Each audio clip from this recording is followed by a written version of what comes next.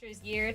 Gabby with a bunch of accomplishments, including a world invite, which I mean that's what people are going for, right? As well as a top 4 in Kansas regionals and 2 top 8s to round that out as well. A really good year in 2015. The moment you've been waiting for, though, let's reveal what regions these trainers have been building to. I'm pretty sure they both picked their favorite region, but the team should give it away immediately. Joe with the Alolan Ninetales, Alolan Sandslash, Tapu Koko, Alolan Raichu, Araquanid, and Incineroar. It's obvious, it's Alola. Some really cool synergies in there, and I know a region he really, really likes. Gabby, going after my heart here, opting to go with Hoenn, my personal favorite region as well. And we're going to see the dual weather on her team. We have that Pelipper paired up with that Ludicolo, and then the Sunsetter in Torkoal as well with the Dusclops synergy, also pairing with the Metagross, but a little bit of an oddball pick too with that Shedinja sitting there. There's a whole lot of mechanics we're going to have to think about and consider in this game. We've got, of course, the speed, weather or terrain pairings from Joe with the Alolan Ninetales, Alolan Sandslash, and the Tapu Koko and Alolan Raichu. There is, of course, a Araquanid there to maybe answer some of the Trick Room. Over on Gabby's side, we've got 2 weathers, Trick Room as speed control, and then the awkward, I don't really know how to describe it, but Shedinja factor, where you have to bring something to answer it and respect it every time you play. Yeah, there's definitely a lot of great pairings and a lot of fantastic synergy with the Pokemon, and both trainers have weather on their team, so I'm curious if we're going to see a little bit of a weather war as well. There's the hail on Joe's side against the rain and the sun on Gabby's, which, I mean, the rain and sun's kind of a staple of Hoenn as well, so I'm glad to see those incorporated on our team. Yeah, let's see how this all matches up. There's terrains involved as well. There's a whole lot going on with both of these teams. I think the best way to look at how they interact is to head on into the game and see what these trainers start with and how they want to play these teams. Yeah, I'm so excited to see what's going to be led here. So Gabby going for that Ludicolo to start, but instead of next to the Pelipper, it's going to be next to that Metagross, facing down against Joe, who's opting to bring the Tapu Koko and the Alolan Raichu for an electrifying start here. Yeah, these Pokemon just pair up really well, and we've seen it in previous formats. Trainers just getting off to a really early advantage by being able to apply a lot of pressure very, very quickly. The Ludicolo, interesting without the Pelipper. The Pelipper's probably not feeling too safe in the face of 2 electric types, so good for Gabby to leave it behind. And instead, this Metagross, which actually probably doesn't fear too much at all from the Tapu Koko and the Raichu. It's just nice and bulky and able to put down some pressure. Looks like both trainers starting out, though, with exactly what they want. Nothing switching around. And we're starting off with a Dynamax Tapu Koko. We'll see if Gabby decides to respond with a Dynamax, and that could really set the tone for the early portion of the game. There it is, and I wouldn't be shocked if it was the Metagross going for the Dynamax. Gabby not wanting to be left out, seeing that Tapu Koko out on Joe's side, and having that Metagross Dynamax as well. Metagross being able to put so much pressure against these 2 electric types here. So it'll definitely be interesting to see how much work it's able to put in. But Alolan Raichu starting everything off with a quick fake out into that Ludicolo, which followed up with a max airstream, and this Ludicolo's no chances. Unfortunately, it's taken right out. Joe not wanting to mess around there at all with the potential Pelipper switch in to be able to set up the Swift Swim and go from there. So just dealing with the Ludicolo, putting him in a really early Pokemon advantage. But this Metagross could cause problems. Max Quake heading towards the Tapu Koko. Metagross having a really good move pool now, even more than in previous years, including a plethora of moves that cause problems. Here we're going to see a ground type move and the Max Quake bringing that Koko down very, very low. So really kind of even turn, I think, even though it was a Pokemon knockout. Gabby's still very much in this, and this Dusclops could cause some massive problems immediately. Yeah, Dusclops, Metagross, a pairing that we see in nowadays VGC, so definitely one that's going to be a force to be reckoned with in a format like this. And the Quake for Metagross is so big as well. Not only is it dealing massive damage, it's also getting that special defense boost, which is going to be so nice against these 2 Pokemon.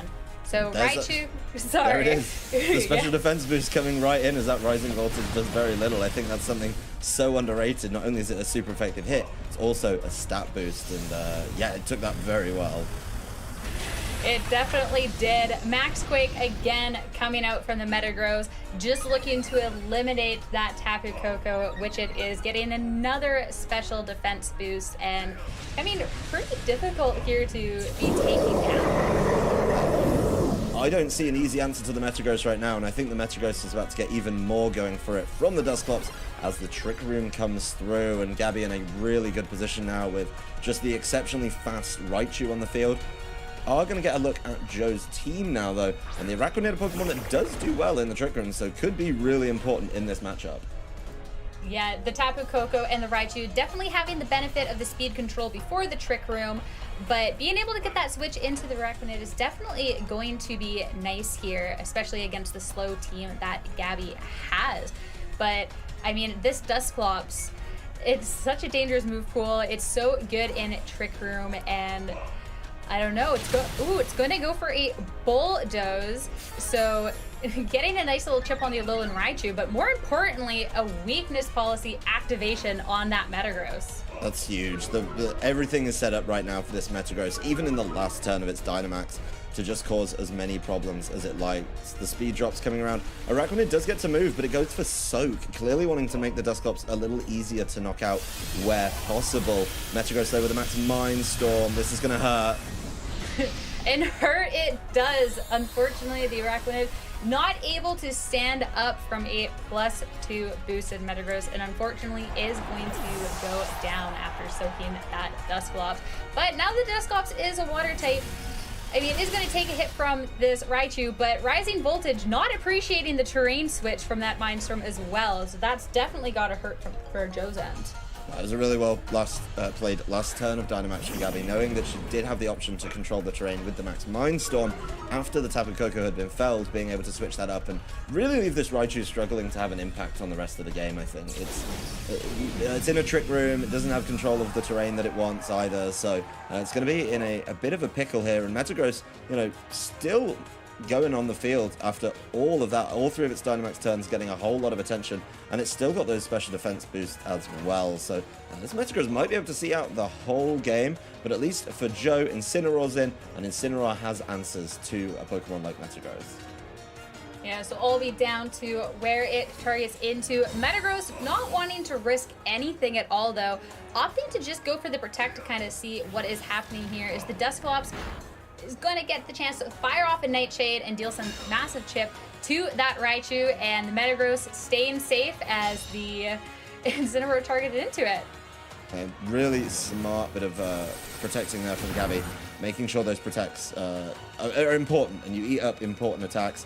No, the Raichu does get to land an Expanding Force thanks to the change in terrain, so that's a nice bit of damage to go down, but the Dusclops still in a great position, and the Dusclops able to pick up the Raichu this turn if it wants with just another Nightshade. Raichu not holding on with enough health there. An easy bit of quick maths to solve that mystery. Yeah, albeit whether it wants to take it down or not. So the Nightshade coming out and is going to take it down, so no more Raichu, though it wasn't really getting the opportunity to do too much at this point anyways, but Joe going down to one Pokemon still definitely gonna hurt. Gets the opportunity to fire off Darkest Area, though, into the Metagross, and does take down that threat at least. Yeah, the Metagross removed finally after 4 turns on the field, doing a whole lot of damage. This Dusclops still sitting very pretty, and we are going to take a look at the last Pokemon on Gabby's team. The Pelipper was there, something I think Joe was thinking about in turn 1, and Pelipper against Incineroar should be a pretty easy cleanup for one of Hoenn's favorite Pokemon. Yeah, Incineroar can do so much work, but probably not too much against this Water Bird here. I mean, you had to imagine that's in the back with seeing the Ludicolo in the front, but you still have to hope. Dusclops is going to go for a Nightshade yet again. I mean, that's just such consistent chip. Why not? Incineroar, Darkest Lariat is going to target into the Dusclops, but I mean, depending on what this Pelipper does, it has the opportunity to close out this game, and Scald it is, taking it down. There's Pelipper just showing how important it can be, and it was interesting that Joe actually got to see that from Gabby's team, so a little bit of information he can take heading into Game 2, something he can maybe consider, and knowing that that weather's there might force him into a change to bring a weather of his own so he can play the game a little bit differently. He is going to have to take a real good hard look for an answer to that Metagross, though, as it was so troublesome and just pretty much won the game for Gabby, even though it did get felled at the end. Yeah, I mean, there's the rain mode that the two electric types would have fared so well into, but unfortunately they don't do as much against that Metagross. So it'll be interesting to see how Joe adapts going into the second game and if there's any adaptations from Gabby. So let's head into the second game to see what he can switch up to try and take down this tremendous force of a Pokemon. Metagross coming right back out in the lead alongside the Pelipper this time. So Gabby immediately saying, I'll actually play the weather game, as Joe mixes it up entirely. Glad we get to see some sort of weather war going on. The Pelipper, though, sets the drizzle. Not for too long, though, as that Alolan Ninetales gets to overwrite that weather right off of the bat, though, and sets the hail. And that means that Slush Rush is going to be activated for this Alolan Sandslash as well. So should be the fastest thing on the field and is definitely going to need to have an impact if it's going to be able to kind of deal with this Metagross. That Metagross was so important. This Pelipper probably looking to switch out, and that's something I think Joe is going to have to try and take advantage of. The Ninetales can set up some really nice Aurora Veil shenanigans and see exactly, you know, how it can play around that. And there it goes. Pelipper leaving the field, realizing it lost the weather war and it has to come back and try another time. So Dusclops taking its place, which is very, very scary. I mean, we just saw how much work Dusclops put in the last game. That consistent Nightshade, the Trick Room, the Bulldoze. So something that Joe's gonna want to try and eliminate or counter right off the bat here, because I mean, I don't think he can afford to let Gabby set up another Trick Room, especially wanting to capitalize off of the Slush Rush and now Dynamax Alolan Sandslash on the field. Joe's team is built around these abilities which increase your speed, the Slush Rush, the Surge Surfer. Like, it's so big and important to his team, and for Gabby to be able to take that away immediately with Trick Room does cause and pose a big challenge to Joe. Hey, you've got to find an answer to this, either before the Trick Room goes up or a way to navigate through the Trick Room. Gabby, once again, though, realizing how important this Metagross could be. It's obviously going to be able to land super effective hits on both of Joe's Pokemon, so he needs to find an answer and find one soon. Right, so Max Quake coming out into the Metagross. A little bit of a scary play, though. We saw in the last match that the Metagross has that weakness policy, and now the Alolan Sandslash taking away Dusclops' jobs in terms of the weakness policy activation and activating it for Gabby. Yeah, that Dusclops doesn't need to bulldoze now. It can Trick Room and then start going with the Nightshades. To help weather the storm, though, the Aurora Veil, a bit of a classic, of course, for the Alolan Ninetales. One of the reasons it did so well in previous formats. And in exchange for Sandslash's troubles, it does take a whole lot of damage because of that weakness policy, even with the Aurora Veil in play. At least with the Aurora Veil, the Sandslash gets to stick around for one more turn, but still a massive amount of damage, even through that Aurora Veil. So definitely a little bit of a scary position for Joe here, with the threat of the Dusclops on the horizon as well. He's going to have to find an answer to the Dusclops, and looking at Joe's move selection, I think there's only one, and it's not exactly the most reliable, because the Trick Room very, very likely to just go up at the end of this turn. This Metagross potentially able to max guard or just, you know, land another attack if it feels it can weather another potential Max Quake from the Sandslash as well. Some really interesting options here, and it does have the weakness policy activated, so wanting to take advantage of that as best possible. But it's not going to take any damage this turn, as it does just play it safe and wait for the Trick Room. Yeah, I mean, right call there for sure. Why risk the Metagross when you can have it safe in a Trick Room? So Alolan Sandslash not being able to do much. Blizzard from the Alolan Ninetales does get to connect with the Dusclops though, but doesn't get the freeze. I feel like one of the only ways to stop the impeding doom of this Trick Room, but Gabby free to set it up, and now this Metagross is just going to be even scarier than before. Now this Metagross should be able to just start wreaking havoc in the last turn of its Dynamax, and then of course anything after that. This Sandslash looking dangerously low and potentially able to get picked off. This Dusclops wouldn't be able to do it with the Nightshade. We do get to know that. Gabby probably doesn't quite know it unless she's really, really good at identifying health bars. But it's going to be you know, really, really close. And after the Dynamax turn, this last turn that Sandslash has, then it would be able to get picked up by the Nightshade. So certainly some options there. And Joe forced, I think, into maybe trying to find a play for the Araquanid in this one. I think that's probably one of the best options, because this Ninetales does not want to be facing down the Metagross. Oh, definitely not. So it's going to go back into its Pokeball, all safe and sound.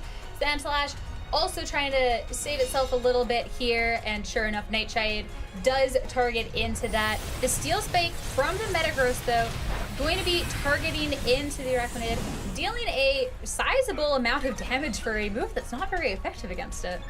No, I mean, it's trying its best and, you know, taking those hits, but it's still going to really, really hurt after that weakness policy boost.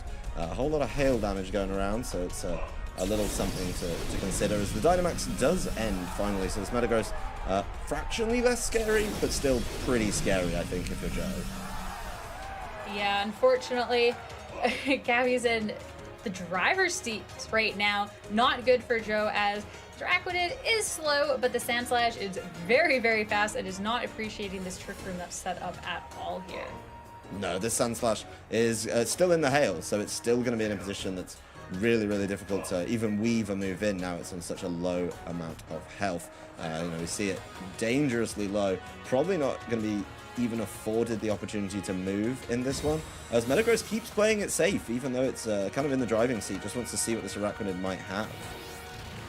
All right, and the Dusclops getting the opportunity to go for the Nightshade. Doesn't look to try and take out the Alolan Sand Slash, but instead targeting into the Spider. But the Sand Slash, even though it got another turn on the field to try and make something happen, targeted into that super protected Metagross here. And then Araquanid, despite living that first Nightshade, is going to go down to that hail.